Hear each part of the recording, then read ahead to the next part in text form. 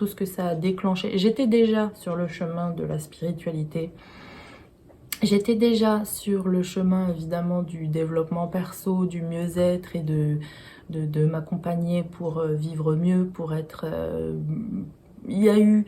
J'y repensais, tiens, il y a 2 ans et demi, je crois. Ah ben non, un peu plus, 3 ans maintenant. Je sais, je disais à ma mère, des mots forts, je disais putain, mais je déteste ma vie, quoi. J'ai détesté ma vie très longtemps. Mais très longtemps. Il y a eu des moments où j'oubliais, parce que on peut pas tous les jours penser que à putain, je vais me tuer, je déteste ma vie, je vais me tuer, je déteste ma vie. J'ai eu beaucoup de pensées suicidaires, énormément. Et là, quand je suis devenue maman et tout ça, ça m'a insufflé de la vie et de la responsabilité et tout ça, mais c'est vrai que, comment dire, j'ai toujours eu des tendances dépressives et le fait d'être maman m'a sauvée, clairement, ça m'a sauvée, parce que j'avais pas à ce moment-là toutes les ressources que j'ai, donc comme j'étais maman, j'étais obligée de vivre pour mon enfant, d'être là et d'insuffler... parce qu'à contrario, même si j'ai un côté hyper pessimiste, j'ai un autre côté, mais hyper joyeux, hyper reconnaissant, moi, parfois, j'ai l'impression d'avoir pris un cacheton tellement la vie est belle. Donc, j'ai vraiment ces deux pôles comme ça. Et il y a un long moment où c'était très dark, très noir, très pessimiste, où ça l'emportait souvent. J'arrivais pas du tout, j'avais pas la connaissance, j'avais pas les savoirs de maintenant, j'avais pas les ressources, malheureusement. Je n'ai pas de regrets, mais ça arrive tardivement. J'ai cherché longtemps. J'ai lu des trucs, j'ai regardé des trucs pendant longtemps, je trouvais pas. Et là, bizarrement, c'est vrai qu'avec l'essor d'Internet, de YouTube et tout, on trouve tout, donc heureusement. J'étais déjà sur ce chemin-là. Et puis j'avais aussi, depuis un certain temps, il y avait une phrase qui me suivait. Avant d'être malade en plus, tu vois, comme quoi on les crée, hein. J'avais cette phrase de Carl Gustav Jung, qui est que la maladie, en plus elle était affichée chez moi pendant longtemps, donc ça a dû vibrer tout partout, que la maladie, je sais plus quoi, sont ici sur ton chemin pour te montrer que tu n'es pas justement sur le bon chemin. Ça te retrace ta trajectoire en fait. Et c'est une bénédiction en quelque sorte. J'ai dû, à un moment, avec toutes mes lectures, avant d'être malade, hein, je me rappelle, je pense que ça m'a vachement touchée, marquée, et il y a un côté de moi qui a voulu être malade. Parce que j'ai créé ça. Et là, maintenant, je m'en rends compte. Et se rendre compte des choses et se les dire en toute honnêteté, en toute transparence, être sincère avec soi-même. Bon, maintenant, ça va beaucoup mieux, mais au départ, c'est compliqué de s'avouer que. Donc, j'ai créé ça. Donc, j'ai créé cette maladie. J'ai créé, évidemment, tout ce qui s'est passé autour parce que l'ulcère est arrivé. C'était un ulcère de stress. Tout ce qui s'est passé autour a fait que ça a créé l'ulcère parce qu'il y avait les problèmes avec les voisins, les problèmes avec le propriétaire. Je me séparais du papa de mon deuxième enfant. Je commençais un nouveau boulot. Au boulot, ça n'allait pas non plus du tout. Il y avait énormément de choses. Il n'y avait rien qui allait, rien du tout. Et puis j'étais toute seule, c'était compliqué. D'ailleurs, ça aussi, j'en ai parlé parce que je voulais aussi parler du fait que j'ai été voir un psychologue du boulot. Du travail, là, au Pôle emploi, enfin France Travail maintenant. J'ai été le voir pendant 2 séances et ça aussi, j'aimerais bien en parler. Si parler de la relation que j'ai avec mes enfants, qui évidemment évolue au fil du temps et je pense que ça pourrait aider quelques personnes, c'est possible parce qu'on n'est pas le même parent à 20 ans qu'on est à 40 ans. Moi, je suis pas du tout la même. Tu n'es pas le même parent avec tous tes enfants. Je n'ai pas la même relation et éducation que j'ai avec mon aîné qui a 16 ans et demi, que j'ai avec mon petit garçon de 5 ans. Parce que je ne suis pas la même, qu'ils n'ont pas le même âge, que ce n'est pas le même temps, que j'ai lu des choses entre-temps, que j'ai pas la même vision de l'éducation, que j'ai déconstruit des choses. En fait, pour résumer, c'est que avec mon grand garçon, j'ai recréé ce que j'ai vécu avec ma maman. Donc, vraiment pas cool. Vraiment pas cool. Ce qui me sauve, ce qui le sauve aussi, ce qui nous sauve, déjà c'est un garçon, donc on n'a pas une relation mère-fille que moi j'ai eue avec ma maman. Et donc nous avons une relation mère-fils. Moi je pense là, si j'y vais 5 minutes, si je creuse un peu par rapport avec... ouais, ça m'intéresse vachement, il faut que j'aille là-dedans. C'est que j'ai recréé avec lui tout ce que j'ai vécu, tout ce qu'on m'a fait vivre. Et j'ai évidemment transmis beaucoup de peur, j'en suis consciente. Ouais. Et puis en même temps, il y avait beaucoup d'insouciance, évidemment, puisque j'avais 20 ans, enfin j'avais 23, 24, 25 ans, et je savais pas du tout ce que je faisais. Je savais pas du tout ce que je faisais, j'étais toute seule. Tout ce que je savais, évidemment, c'est que je l'aimais énormément, et je l'aime toujours énormément, et que j'ai voulu cet enfant et que j'étais super contente qu'il soit là, donc ça, il n'y a pas de souci là-dessus, sauf que comme j'avais pas des bases de parentalité et que j'avais que le modèle que j'ai vécu, qui n'était pas, encore une fois, qui était vraiment pas cool, et qui était aussi, après j'ai compris évidemment, parce que pour moi recréer des choses, et pour tout le monde d'ailleurs, c'est une appartenance, c'est une loyauté. C'est ça aussi, ça va dans la psychogénéalogie, et puis je le comprends évidemment, c'est facile à comprendre. Moi je le sens, hein, c'est dans mes entrailles, hein, c'est quand je recrée des façons de parler, des expressions, ça me retransporte dans les situations où j'étais et qui sont pas forcément cool, sauf quand j'étais avec ma grand-mère. Et donc j'ai refait ça avec mon enfant. Et ce qui me sauve, ce qui nous sauve tous les deux, c'est qu'on a cette conscience-là au bout d'un moment, que ça n'est pas bon.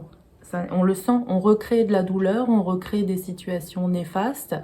Et aussi, ce que j'aime en moi par rapport à ça, c'est que je me suis excusée et je lui ai dit, ça n'est pas... C'est pas parce qu'on s'excuse que ça s'est pas passé, c'est pas ça, c'est juste que l'enfant voit que toi, en tant que parent, tu n'es pas surhumaine et que tu peux faire des erreurs. Et que c'est important qu'il voit, enfin pour moi en tout cas, que moi en tant que parent, je suis humaine, je l'aime du plus profond de mon cœur, je suis plus grande que lui, plus mature, plus responsable, j'ai plus d'expérience. Oui, certes, mais je peux me tromper, et si je me trompe, je reviens et je te dis, franchement, alors là, ce que j'ai fait, c'était pas de la bonne parentalité, c'est pas du tout ce qu'il faut faire.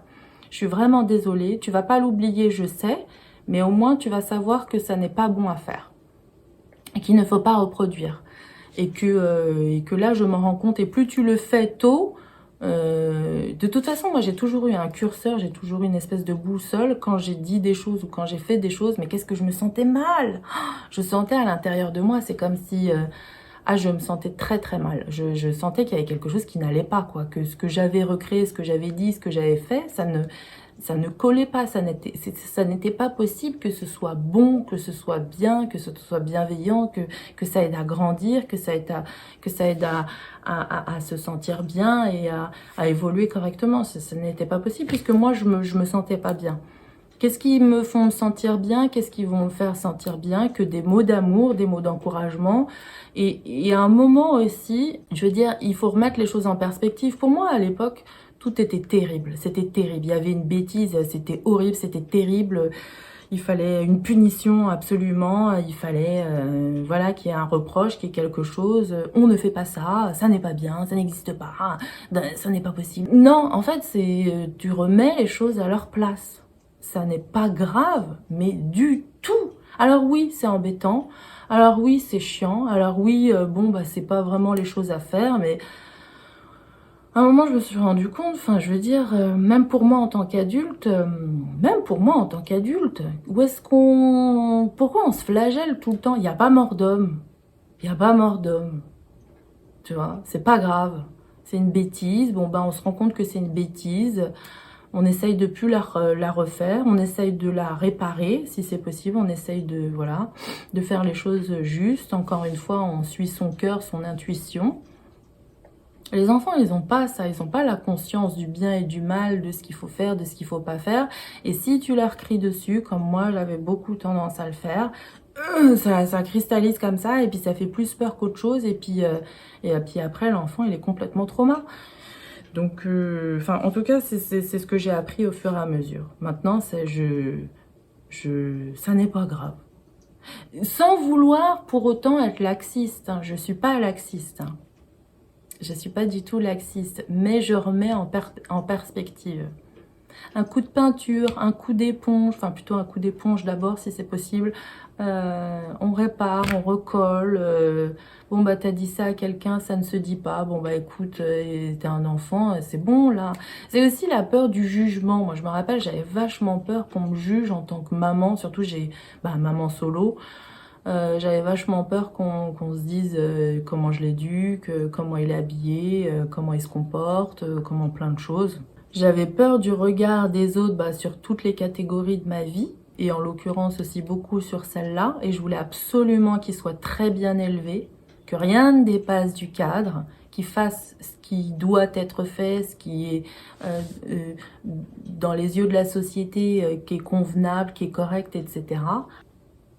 C'est ce que je pensais. Mais on a des croyances comme ça, hein. On a des croyances comme ça qu'on trimballe pendant des années jusqu'à ce qu'on se dise, jusqu'à ce que justement on se les remette en question. Parce que c'est ça aussi.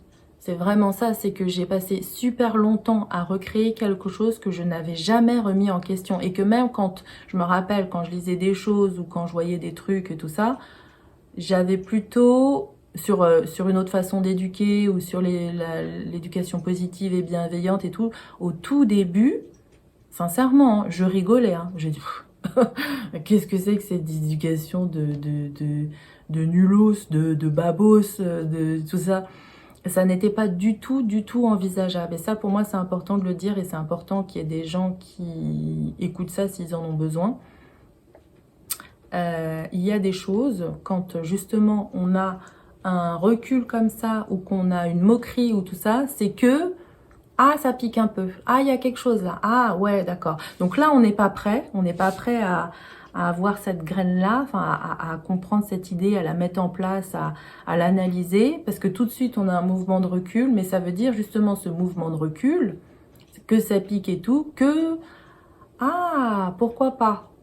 Parce que ça change, parce que justement, ça va à l'envers de tout ce que ta famille t'a inculqué, que la société même t'a inculqué. C'est un nouveau mouvement de pensée. Et si c'était bien, et si c'était le changement. Et puis aussi, vouloir changer, faire des choses différemment que ce que ta famille t'a appris, inculqué, c'est aussi se décrocher d'eux, justement.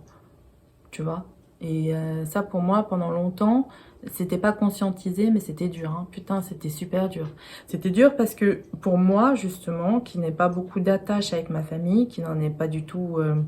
je veux dire, je vais pas les voir à Noël, je n'ai pas on s'en va pas des textos, j'ai aucun numéro des gens de ma famille. Et pendant très longtemps, ça n'était pas ma famille. J'ai pas de rapport comme ça privilégié, de lien, tout ça. Bref, voilà, j'ai rien d'autre que ce qu'on m'a transmis quand j'étais petite et que j'ai recréé. Donc ça veut dire que si moi, je me servais de mon libre arbitre pour changer d'éducation, changer de façon de penser, changer de, tu vois, ces choses-là, qu'est-ce qui me raccroche à eux, en fait?